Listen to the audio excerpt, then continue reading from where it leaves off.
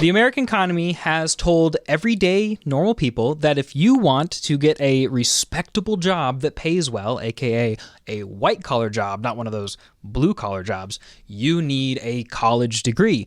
Otherwise, you'll spend the rest of your life, I don't know, like flipping burgers at McDonald's or something. In fact, when I was a kid, my parents, they wanted the best for me. They wanted me to have a safe future. They're like, you need to get a college degree and you'll never have a problem getting a job. So I used my lawn mowing money to pay for a couple of degrees and earned the privilege of becoming an underpaid teacher. And after a while, I was like, I don't like this so much. I'm going to go back to being an entrepreneur. And now things are much better. But the funny thing is that based on what I know of business now, I'm pretty sure that if I had just stayed with a high school lawn mowing company and grown it and worked on it, I'd probably be making more money right now. And this makes me wildly upset, not what my parents said to me, but just that there's this attitude in our country and in the world as a whole where there's this belief that to be happy and successful, you need to have a college degree.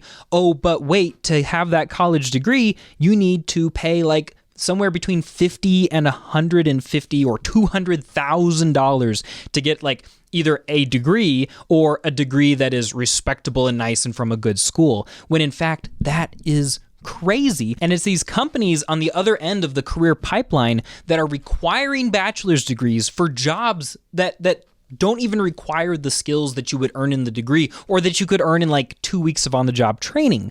And there was a study here done by the Harvard Business School in 2017 that suggested that 60% or more than 60% of employers rejected qualified candidates who would have actually done a good job at the job because they didn't have bachelor degrees, and that there were also cases where people hired people because, oh, he's got a bachelor's degree, and then it actually turned out poorly because that person hadn't learned the skills they needed. So businesses that do this, that just have like lazy hiring managers who don't want to sort through all the resumes, and so they just say, hey, everybody with a bachelor's degree, is going to be considered. They have this like stranglehold on our educational economy that is requiring millions of people to go into debt to be able to get good jobs. And to add all of that, college prices have actually gone up super dramatically in the last 70 years, you may or may not have heard. And that's due to things like government loans and loan forgiveness. Basically, the more money that the government shells out to students to pay for college, the more colleges are like, okay, cool, I guess we can raise our prices because the government will just write a blank check to get everybody through school. Because of student amenities, there are schools that have like lazy rivers and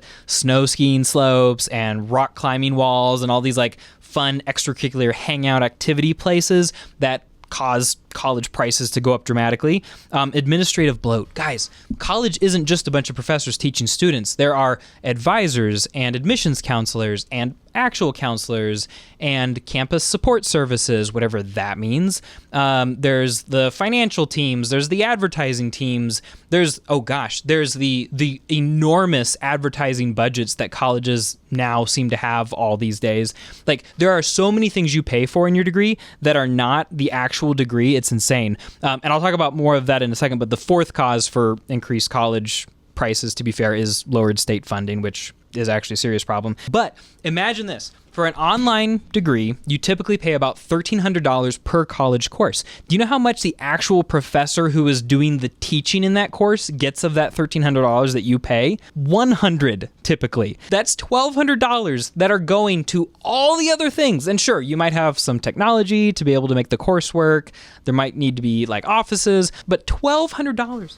How is only 1/13 of what we're spending on tuition going to actual professors in our online schools? That's insane to me, especially when you could go to study.com and pay $80 or go to a CLEP test and spend like $120 and be able to earn the exact same college course. And not only are colleges costing more, but it's not because the degree quality is so much higher. Heard of a little thing called grade inflation? Yeah, it's been mapped. Even at Ivy League schools over the past few decades, college grades have steadily gone up and up and up, even as U.S. student comparisons to like students from other countries have gone down. Another thing to know, there is so much wasted time in college. A typical college course takes about 3 hours of sitting in lectures per week, or discussions, or whatever they do in the classroom, and then another 6 hours doing homework. That's kind of like the expected estimate. So 9 hours a week times 16 weeks is going to be 144 hours per semester. But what if you don't learn well in a classroom setting? What if homework tends to just be busy work and is kind of stupid?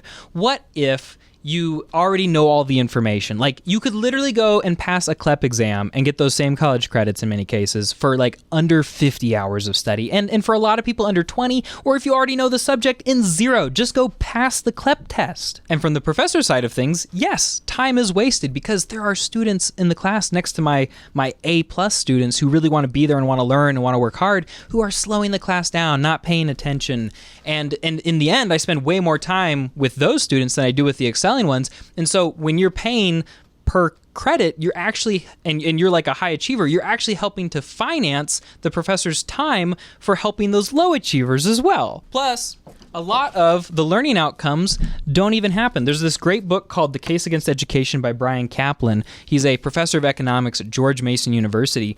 And among other things, he had a study where he showed that people who were good at critical thinking after college were also most likely the people who were good at critical thinking before college. People would go through the college process and wouldn't actually get that much better at the learning outcomes that they were supposed to learn from. Like, people were paying $120,000 to get like 10% better at skills. Basically, if you're dumb before college, you're only going to be a little bit less dumb after college. And speaking of graduation, tons of people don't, and they don't get to graduation, and there are no refunds, which, I mean, is fair because you took the risk and it didn't work out, and so you got to pay for people's time.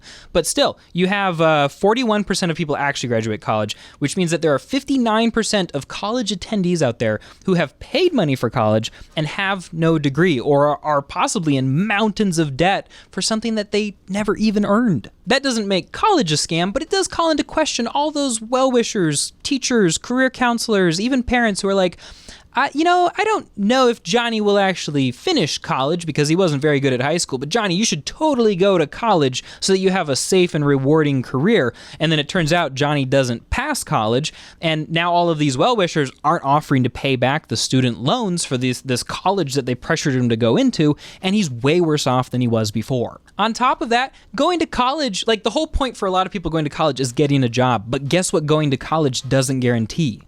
Getting a job. The unemployment rate for high school graduates is 4%, and for college graduates, it's 2%. So that is better, but it's not a perfect solve. Admittedly, salaries tend to be higher for college graduates. In recent years, they were averaging $74,000 for college graduates and $44,000 for high school graduates, which is a significant return on investment, and after a few years, definitely makes the college investment worthwhile from a financial perspective. But that's not because going to college makes you a genius. I mean, maybe you were a smart person before college, and thus college was easy to get through, or maybe you just put in the work and sat down and shut up and made it through 4 years. And in the end, all it is a way of telling employers, hey, look at me, I can be a good employee. So in the end, college is still, like, technically worth it financially, because if you get a college degree, you are more likely to make more money and more likely to have a job.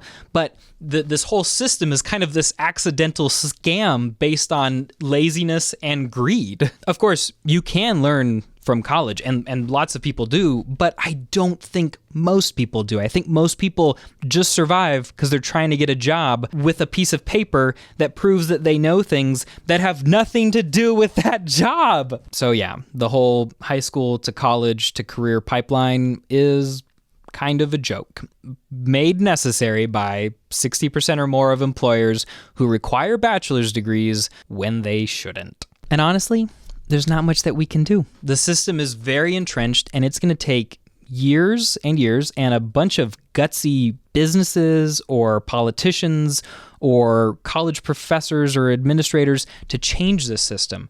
I mean, we can do what we can for now.